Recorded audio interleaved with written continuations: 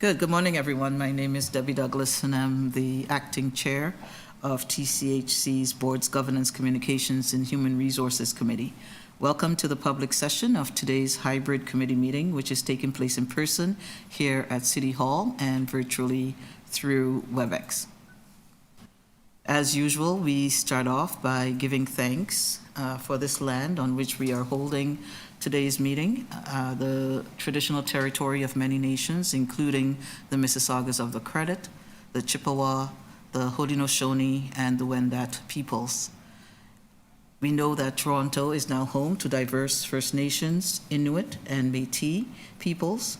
We also acknowledge that Toronto is covered by Treaty 13 with the Mississaugas of the Credit, and it's also covered by the Dish with One Spoon Wampum Belt Covenant, which is an agreement between the Haudenosaunee and Anishinaabe confederacies to care for the lands around the lake. I think it's important for us to acknowledge the treaties and the agreements that also exist amongst First Nations.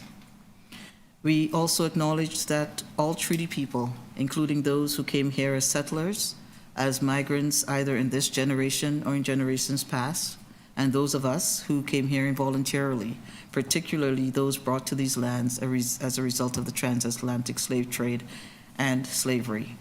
We pay tribute to these ancestors, to my ancestors of African origin and descent. Sorry, Kathy, I'm watching you light up that cigarette. During today's During today's public session, there are 4 reports brought forward for the GCHRC's approval and 2 reports brought forward for our information. As I said, we have a number of deputations, but before I get there, are there any conflicts amongst our committee members to declare? If so, please let us know if you have a conflict and what that conflict is. Not seeing any, I'm going to ask for approval of the public agenda. Are there items that members wish to hold? Vanita, you're muted. Thank you, Chair. If I may hold item number 8, please. Thank you. We will hold 6, 8, and 10. Are there other items to be held? Not seeing any. We will hold number 8, 9, and 10. Can I have a motion to receive the other items on today's agenda? Benita, second. Ziva, all in favor. Uba, is it possible to turn your camera on? Or just say yay? Yeah, I will. I'm driving, but I will. Oh, I see. Never mind. Please don't turn it on if you're driving. Okay. All in favor, yay? Our agenda is accepted. Okay, moving to item number, did I miss something? No? Okay. Moving to item number 6. We have we'll do deputations first, or do we want to do deputations first? Yeah. Okay. So we have 2 deputations this morning on this agenda item. First from Kathy Birch, and then from Miguel Avila Valvardi. Miguel, oh, you're online. Okay. So, Kathy? Good morning, everybody.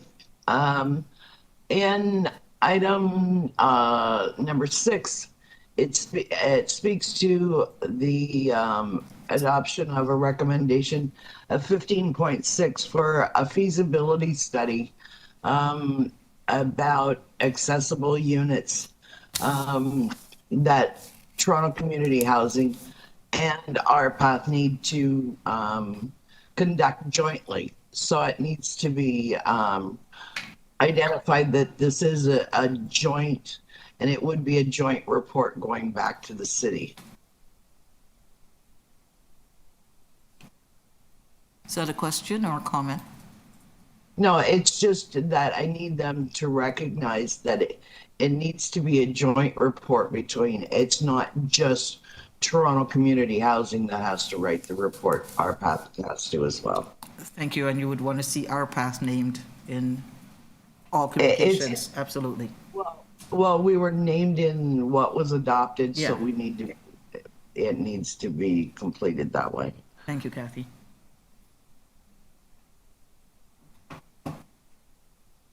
Anything else? Nope, that's it for me. Appreciate it. Welcome, Marcel. Miguel? Will you turn your camera on, please?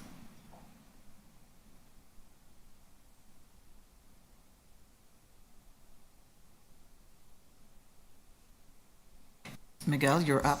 Mr. Avila Velarde, can you hear us?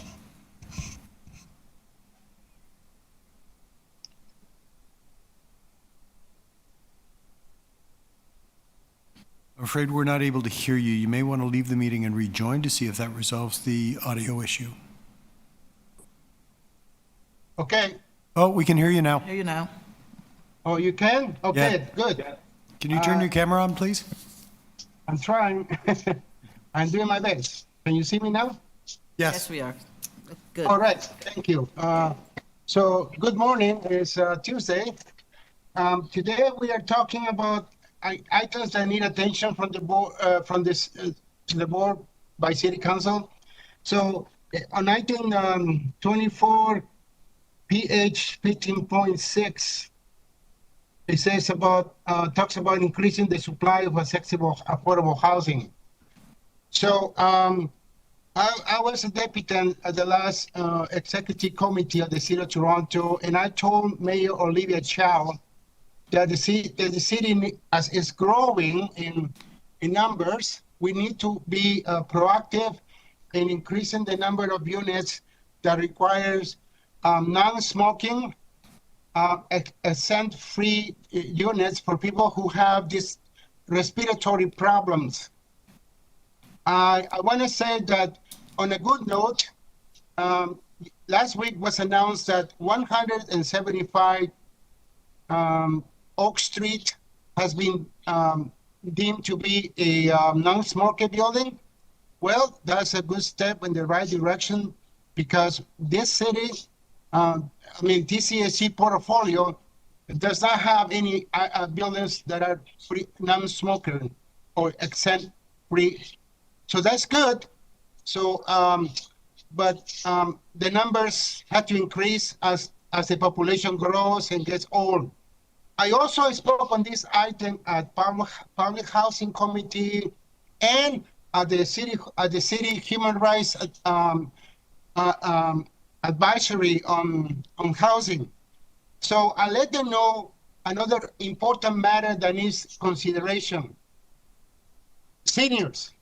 I'm a young senior. I'm almost 60 years old, and I require attention for my illnesses that are, are starting to show. To be honest, we don't have a large stock of housing for seniors. So, in the meantime, we have envisioned in the tower renewal of 220 Oak Street to increase the participation of Cota Inspires to provide 24/7 in this building.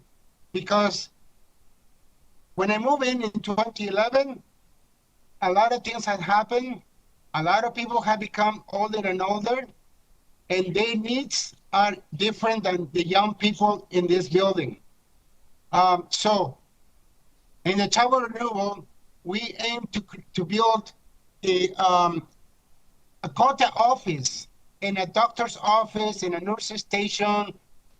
So all these things have been put on hold because we are not able to find a construction manager to develop this plan that has been put on freeze since 2018.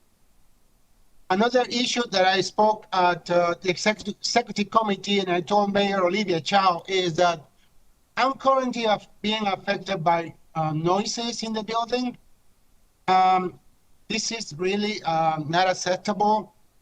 I wish that if this building is going to be increasing in numbers of seniors, we should limit adding more young residents because we are in conflict with each other.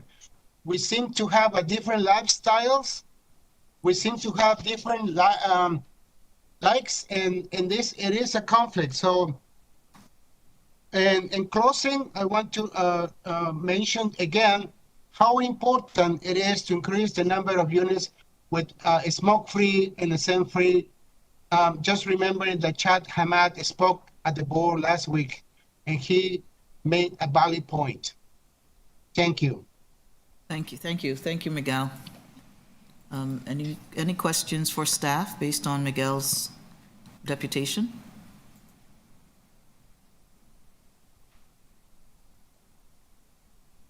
Vinita? No? Given, I have a question. Who am I addressing it to? You.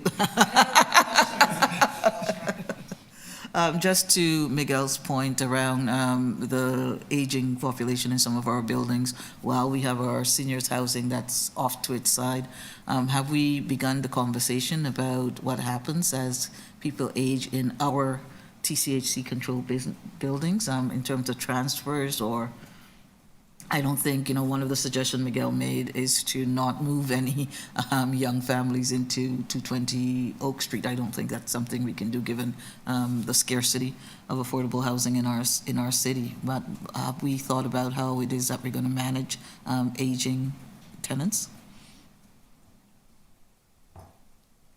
So through the chair, thank you for the question. We do have an aging in place senior strategy that my team is looking to continue to implement.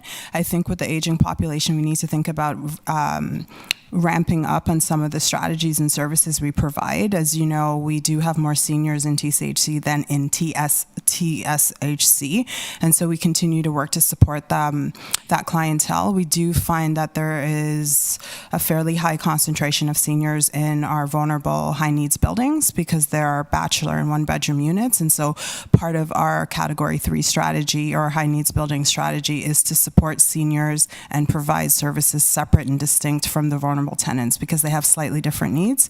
And so that's work that we're continue to do in those communities. Thank you for that, Nadia. Not seeing any other questions. We'll move on to item, who's presenting the report, the directions? The report comes from Ada. There was no presentation. Yeah, no, if there isn't a presentation, we can simply move to adoption. Okay, so we'll move to adopt the recommendations in the report. I need someone to, thank you, Benita. Seconder, Marcel. All in favor. Uba say yay. Ziva say yay. Passed. Yeah. Moving on to item number 8. Is Catherine Wilkinson on? So there you are, Catherine. Good morning. Good morning. Welcome. Well, thank you. And I wanted to say welcome to Vinita. I can't recall if I've said that at a previous meeting or not. As a former director on this board, I'm sure you'll find this to be a very interesting and challenging opportunity. So I wanted to talk, we're on item 8, yes? Yes. Okay, so I wanted to talk a bit about the policy management framework update. From a legal and governance perspective, it is concerning that the majority of policies of the corporation are overdue for a review. It is a best practice to review policies every 1 to 3 years, and 5 years seems to be a bit of a stretch. Reviewing the deputation policy for stakeholders, which is on this agenda, took me 14 years to get the management and board approval to review the policy, and that's just unacceptable. On page 4 of your report, under the interim policy, which is a brand new policy category, I actually have mixed feelings on the creation of the interim policy, as it is unknown if changes have been made that are not yet formalized or made public. So there may be potential changes that may take some time to get made to the public. The criteria for this indicates a new policy is urgently required, and there is not enough time for a formal development and approval process. An emergency or external direction requires Toronto Housing to take immediate action and have a policy in place. I cannot think of urgent matters arising where the corporation would not implement formal policies required by legislation. An example of the interim policy is the gardening policy. Toronto Housing created this in response to an ombudsman inquiry. It was not an emergency for the corporation. The interim policy just appeared one day on the website, no communications whatsoever with tenants, and creation of this tenant-facing policy is a violation of the shareholders' agreement and disrespectful to the tenants, as they're the ones who actually do the gardening in our communities. The risk in management creating tenant-facing policies without tenant consultation is they tend to be one-size-fits-all policies written in corporate speak. The question is, does the creation of interim tenant-facing policies allow management to bypass the shareholders' direction and exclude tenant consultation? On page 12, the paragraph referencing tenant consultation says, for policies that have significant impact on many tenant households and/or vulnerable tenants, tenant consultations are required. That is not what it says in the shareholders' direction, and this language should be changed.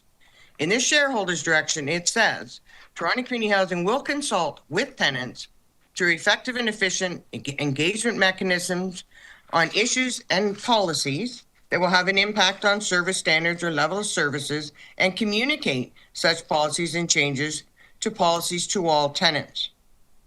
Over time, management has been redefining tenant-facing policies as operational. As such, they do not require tenant consultation. An example of this is the use of space policy used to book community rooms primarily intended for tenant use and programs. It is now called a use of space application. This 12-page policy was revised in 2021.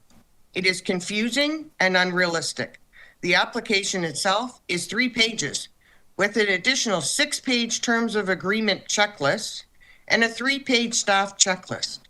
Written in corporate speak, not at all tenant-friendly or easily understood. You shouldn't need a lawyer. Essentially, we made it more difficult for tenants to book their community rooms. This used to be a coordinated effort with tenants. This is an example of a one-size-fits-all corporate policy written by management that does not work for tenants. I've shared with you some examples and concerns regarding the policy framework and process. There must be a tenant lens built into tenant-facing policies every single time. If it's about tenants, if it affects tenants directly or indirectly, then we must commit to consult with tenants as is required in the shareholders' direction. Thank you. Thank you. Thank you very much, Catherine. Committee members, any questions to staff on some of the issues raised in the report? Some of the concerns brought forward by Catherine?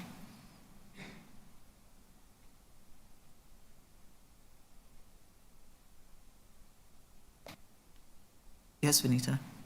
Through the chair, some of these are aspects of feedback that were the reason for my holding back this item on the agenda. I'm not sure if you want to continue to resolve the deputation first before we get to that. No, go ahead. Catherine is our only deputant on here. I must also acknowledge that tenant U also sent in a written deputation where she also raised some concerns around the complaints process, but was very supportive and positive around the work of some of the directors and the solutions team. One of the things that she is strongly encouraging is the hiring of a tenant staff to support tenant complaints. Understood. Thank you. So my comments, and I appreciate our deputant's remarks, just because I think part of what my questions are mostly for clarification to confirm my understanding coming into the board a little late during this fiscal year. But For clarification's sake, can someone confirm my understanding that based on the report as submitted for item number 8, there was not a formalized process in place for the review of policies and procedures across the corporation? Ada? Thank you for the question through the chair. There was a process in place, and it was last updated in 2018. What the current report indicates is updates to the process to improve our ability to update policies more quickly, and also to clarify language around interim policies and re-emphasize the processes for tenant engagement. Perfect. Thank you, Ada. And just continuing on with that line of questions, the report makes reference to cross-functional teams that are involved in policy creation. Could you maybe spell out how that looks in terms of, my understanding is that strategic communications and planning is championing this activity in the organization. So how is the rest of the organization pulled into policy and procedure development across the board? Thank you. Through the chair, a collaborative process on a policy might look like strategic planning, raising it from a scheduling and review perspective. We also work really closely with divisional leads. So for example, an operations policy would have an identified subject matter expert from operations. Legal and governance also has a lens in many instances, especially from a compliance and legal perspective, to be able to weigh in on the outcomes of the policy and also what we're going to be doing in terms of procedures and implementation. Perfect. And just to follow on with that, does internal audit have a role in any of this at all, whether it is to make sure that we're following through with our committed review plan or some line of engagement or reporting? I know you touched on risk and compliance, which were 2 of my 3 areas of concern that they're involved, but does internal audit have a role in this?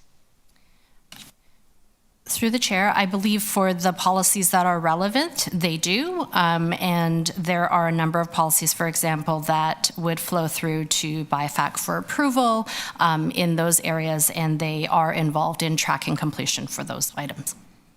Got it. Thank you. So only for BIFAC is internal audit involved? For finance as well. Perfect. Thank you. Thank you for those questions, Vinita. Any other committee member? Yes, Marcel. Good morning. Okay, I just have a couple of questions. I don't know if they're a question or just a comment.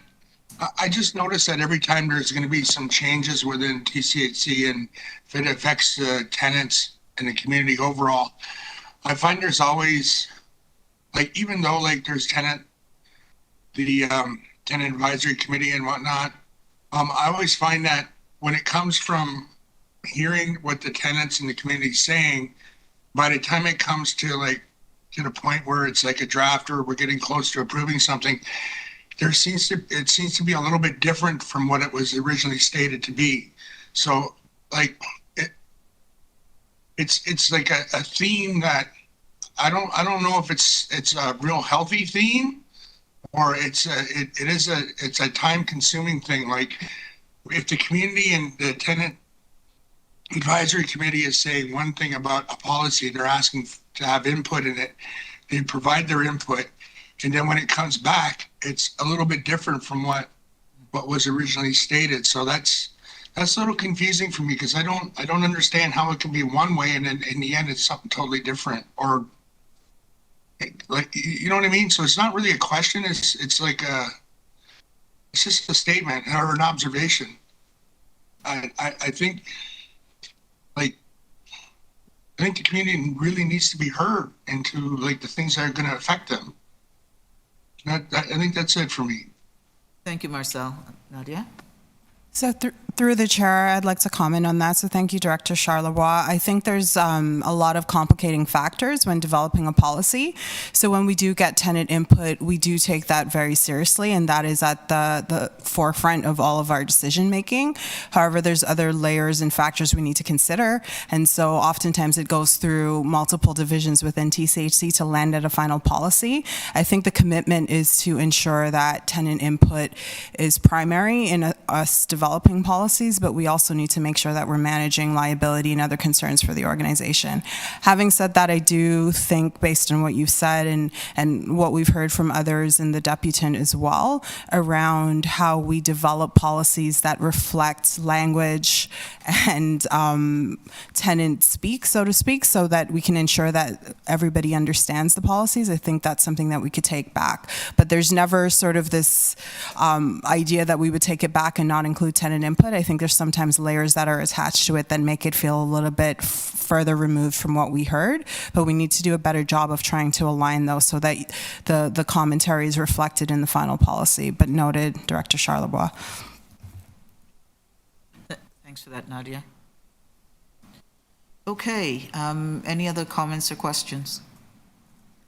Hearing none, can I please have a motion to approve the policy management framework update as set out in report GCHRC 24-36 and to recommend approval to the board? Moved by Marcel, seconded by Vanita. All in favor? Aye. Thank you. The policy management framework has been approved and recommended to the board. Okay, moving on to item number 10. And we do have, we have 3 deputations here. Kathy, I'm going to start with you. Kathy Birch? Hi, can you hear me now? Yes. I muted myself and had to get unmuted, sorry.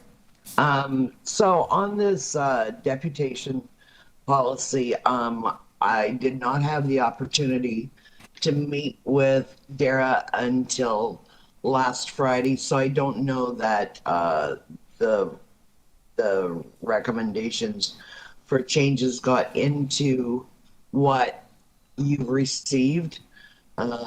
Specifically, the recommendations that RPATH put through. And you should know that RPATH did do a check on plain language for accessibility reasons. And it does, it just about meets the recommendation of grade 6 to 8. And this is I believe about an 8+, so it's somewhere between grades 8 and 9. So we're doing better at plain language, and that's appreciated. But on page 3 of the deputation policy, under the second bullet point, it says that the board will receive a summary of deputations. And I've asked, because we have the technology now, and because there's a lack of, tenants don't appreciate legal summarizing our deputations because often it's not reflected what is important to us. It's seen from a different lens. So rather than it be a summary, I asked for it to be noted that because we have the technology, that it should be noted where the recording and time stamped, and just let the deputant have it noted so that people reading minutes and all of that can actually hear it from the tenant, rather than legal trying to summarize what a tenant is thinking and trying to express. So we asked for that to be changed. And we also asked that it's not listed anywhere in here, that deputations be at the time the item is called on the agenda, because sometimes it doesn't happen at the time of the item. I've had it called up several times. And sometimes it's necessary because of an in-camera session running long. And if you're in person and you have Wheel-Trans, you may be deputing on several items. And it should be at the deputant's request to hear all their deputations, because they may need to leave because of a Wheel-Trans ride and an in-camera session, so that the voices are still heard. But it should not be at the request of the committee or the board. It should be at the request of the tenant to make sure, or the deputant, to make sure that their voices are heard. So I asked specifically for those two things to be changed in the policy, and I'm not sure that it got to you folks since this meeting was only last Friday afternoon. Thank you. Thank you. Thank you, Kathy. I know we've been making an effort to have deputations heard at the time that we get to that agenda item, but I absolutely hear you when you say, but we must be flexible to allow for deputants themselves to ask for all of their deputations to be heard at the same time in extenuating circumstances like transportation and those kinds of things. So appreciate Debbie, it. Debbie, you're cutting in and out really badly. I'm sorry. I was saying that, I hope you're hearing me clearly now. I was saying that we have been trying our best to ensure that deputations are heard at the time of the item on the agenda. But we do appreciate the nuance in your request that we be flexible enough to have deputants ask that all of their deputations, if they're here to depute on various issues, be heard in extenuating circumstances like the need for Wheel-Trans, as the example that you use. So just letting you know that it has been heard. Thank you. Any comments or questions to staff re this report or the issues that Kathy has raised? Not hearing any. Okay, we're going to move to deputant number 2. Catherine. Oh, you're up and ready. I am. Yeah. So first of all, I really want to thank Dara for reaching out to previous deputants to revise the deputation policy for stakeholders. And although I'm just one voice, I do think great strides have been made towards making it easier to understand, including removal of a lot of corporate speak type of language. Given the earlier item on policy review, we need to keep in mind this policy was identified for review in 2023, and it may not come to be revised until 2025. So that's a 2-year time lag from request to actual implementation. But what is clearly missing in the communications plan is including tenants in that process. It appears management are moving forward on what they believe is necessary from a corporate perspective in educating tenants about the deputation process. We must conduct a fulsome and thorough plan to ensure tenants understand and are educated about their right to speak before the board and committees. Before corporate communications distribute their materials across their various platforms, I would ask the governance committee to direct management to include tenants in the communications process by doing the following. 1, communications and tenant engagement staff create a tenant staff working group comprised of regular deputants and tenants who have not previously deputed to ensure a wide tenant lens on the communications process. 2, design a tenant deputation template to help guide first-time deputants, to assist them in preparing a deputation and to help them stay on agenda topics. 3, work with the communication staff to create a permanent community poster. And 4, to provide deputation training sessions or educational sessions for tenant reps and other members of the tenant engagement system. This could include TCATs, that's the tenant committee action tables, which is open to all tenants, followed by general tenant information sessions portfolio-wide. This is about educating and empowering tenants to advocate and provide feedback on corporate decision-making by having a tailor-made process specifically for our tenants. No effort has ever been made in the history of this corporation to openly promote the deputation policy amongst our tenants, which is why you see the same 3 or 4 people coming back. We must get this right, and it should include tenants at the table as these communication materials are developed and rolled out. This is a requirement of the shareholders' direction. Thank you. Thank you, Catherine. We'll move to our third deputant, and then we'll come to questions and comments. Thank you for that, Catherine, for the recommendations. Miguel? Hi, can you see me? Yes? Oh, right. Disclaimer. I'm speaking as an Indigenous man living at 220 Oak, and TCHC is my landlord. I'm speaking on the item, page 1, item number 1. It says, create education resources for tenants, including updates to the deputation page, etc., etc.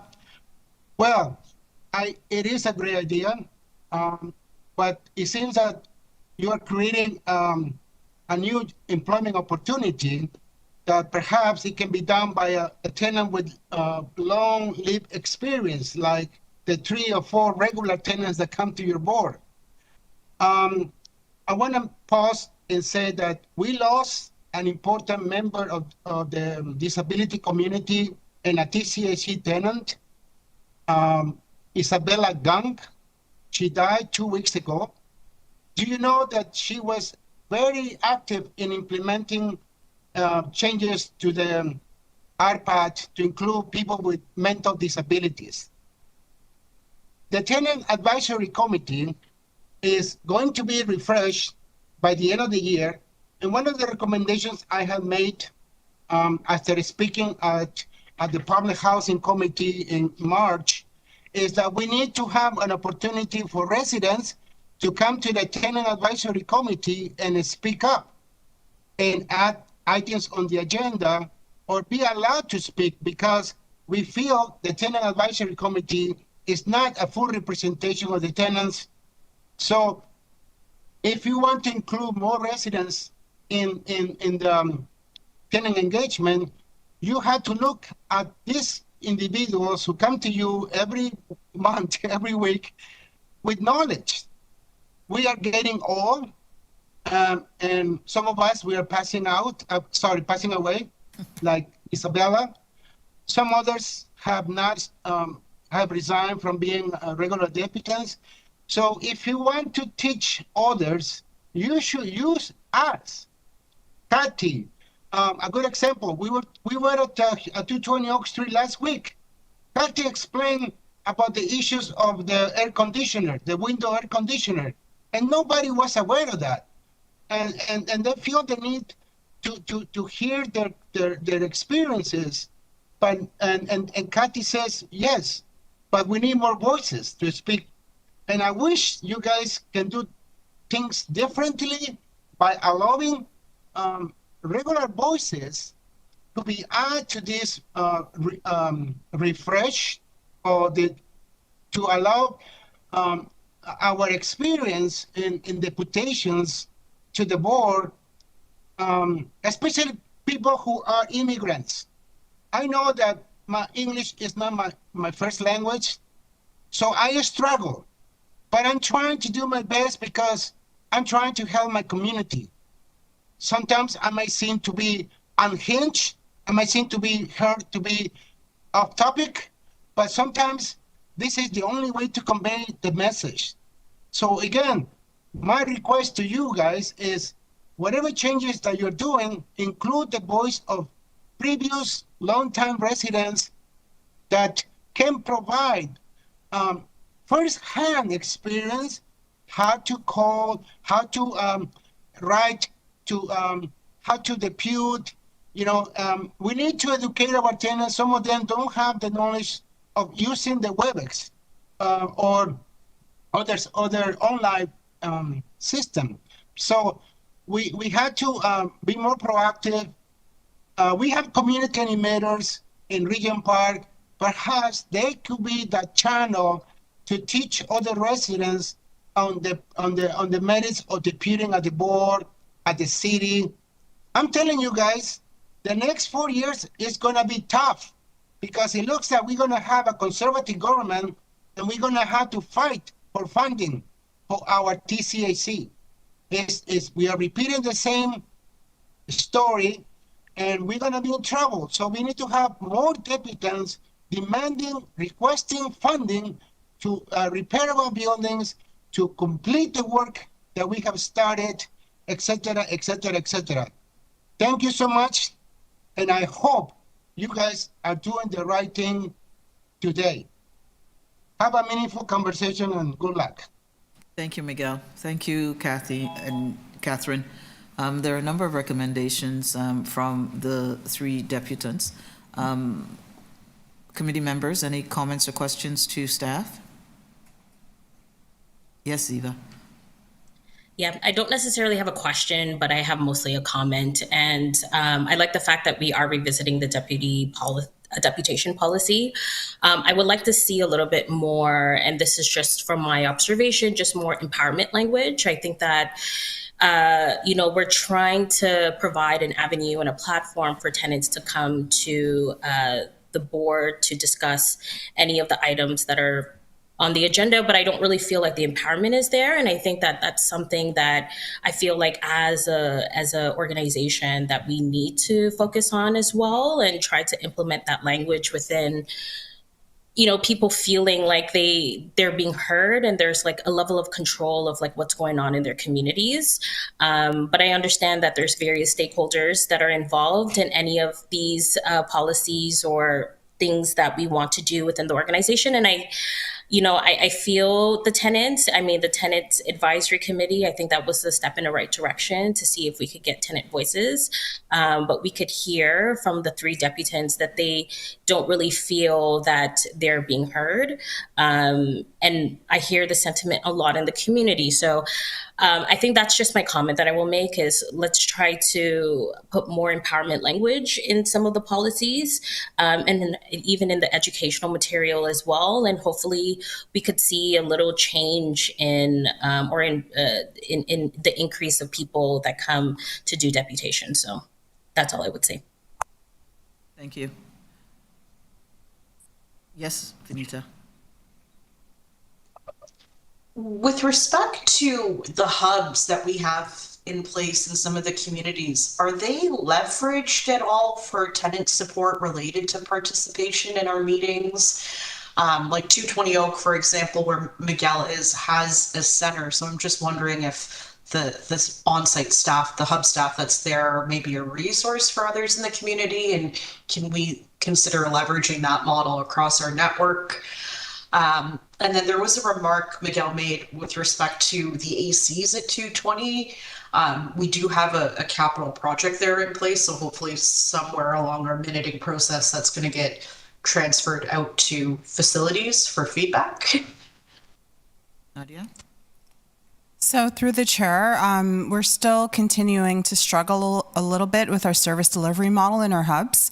Right now, they provide administrative support related to tenancy management because the primary staff contact in the offices are tenant service coordinators. So not necessarily there to provide support around engagement. We do have poster boards and other information channels in some of our hubs that are there to share information, but they're not really used at this point as sort of a drop-in to get information. So it's typically used by tenants who need to pay rent or need to engage with their tenant service coordinators. So it's an opportunity that we haven't been able to effectively leverage because we haven't been able to staff it in the way that we would have liked. So that's something that's still under review and we'd like to reconsider. But absolutely, I think in an optimal state, we would be able to have further opportunities to engage tenants throughout the process, in between board meetings in the hubs, but we're not there yet. Thank you. Marcel? This is a question for Nadia. Is it possible for directors to actually do a visit to some of the hubs and just see what kind of services are there? Is that possible, like in the future, near future? Through the chair, I'm happy to facilitate that. Director Charlebois, I know you've done a couple of visits with us and I think they've been helpful to understand. So happy to facilitate and coordinate with you directly on that. Thank you. I do find them very informative. Like my time that I spent with CSU was a huge eye opener. And yeah, I look forward to actually visiting the VRP sites next week. So thank you for offering me the time. Appreciate it. Thank you for that. Catherine had a number of recommendations in terms of training on deputations, encouraging tenants to come forward with concerns they may have, for ideas they may have to the board and its committees. Are those some of the plans you have in place, Ada? Thank you, and thank you, Catherine, for the deputation. Just to speak to the communications plan and the communications approach for the launch and release of this policy, we will be taking those items into account, Catherine, and specifically the ideas around creating template, messaging, information sessions. We also are planning in the first part of 2025 to do and enact a series of focus groups for communications to improve the way we communicate with tenants and ensure that the messaging and the approach is in line with what they're looking for. So I look forward to inputs there, and we will also connect with you for any of your further inputs. Thank you. Have we ever asked tenants what stops them from coming forward to do deputations? So I can start. We've, in the context of the work that we've done, both in relation to the development of the board's rules of procedure and the revisions to the deputation policy, we've held a number of focus groups with deputants to ask them about their experience, to seek to identify what's working well and what's not working well. Some of those changes have been incorporated into this document and were incorporated into the board's rules. Our next step as far as this process is concerned is actually to reach out to the Tenant Advisory Committee, secure a meeting where this is an agenda item for them. As Ms. Wilkinson, Ms. Birch, and Mr. Avila have noted, they are all people who frequently come and depute to the board. The Tenant Advisory Committee has members who don't come to the board, so their input may be helpful. We've been and spoken with them about this policy one time. The criticism that we heard about the policy at that time was that it was corporate speak. So simplifying the policy hopefully makes it more accessible to tenants and provides the opportunity in relation to Director Ferreira's point, to create a mechanism through which tenants, through both the policy and the educational components that accompany the policy, feel more empowered, feel that they are able to come to the board. And certainly in terms of some of the suggestions, and I think you've heard from Ada on this, that we've heard from Ms. Wilkinson around template documents and educational resources, I think we're on the same page as far as putting that documentation together to mean that more tenants feel that this is something that they can make part of their relationship with the board. Thank you. I also think we have an opportunity working with our young tenants as well to encourage them to become more actively engaged, and deputations is one way of doing that. Thank you. Thank you all. Not seeing any other hands up. Uba, you had unmuted yourself at one point. Did you have a comment or question? No, the comment that I was trying to make already, Siva made it, and everyone else. I agree, and I'm glad to see now we're all on the same page by simplifying the language. Catherine Wilkinson is absolutely right. We're not lawyers. Things have to be really simplified and also be available in different and multiple languages. I think a lot of times people don't come forward. We see the people that are deputed now, and Anne-Marie and maybe another person. That's all I ever see for the past years. So to encourage people, some people might not even know this process, or they might be, in scared to come forward or thinking I can't speak in front of people. So the training, in other words, will do a lot of will forward. For some people that may be just process. So if we, providing the training and simplifying the language, hopefully that will encourage people to come forward. But everything else is already said. Thank you. Thank you. Thank you, Uba. Okay, so we've heard from committee members, and we've heard from staff. Can I please have a motion to receive the report, the deputation policy for stakeholders update? Thank you, Marcel. Thank you, Vanita. All in favor? I heard lots of yeas. I see nodding heads. Thank you. The policy has been received. Okay, we are now moving to the end, actually. Well, that's good. Any other business? So the only thing that I want to flag is when we went through the agenda at the beginning, I think I heard you hold item 9 for discussion. Can we just have, just to ensure that we're catching all items on the agenda, can we confirm whether there was a reason to hold item 9 or if we can just have it approved at this time? I think we can just have them approved at this time. I do have a question, but first in camera. Colleagues online, yes? Item 9 talks about our schedules, and I do have a question, but we can talk about it when we are in camera. Yes? Okay. Any other business? Anything else anyone wants to bring up? Staff? No? Okay, seeing none, can I have a motion to terminate? I didn't even finish. Thank you, Marcel. Thank you, Vanita. All in favor, thank you so much. Our deputants, thank you. Our online audience, thank you to staff. Give us 5 minutes and then we'll go in camera.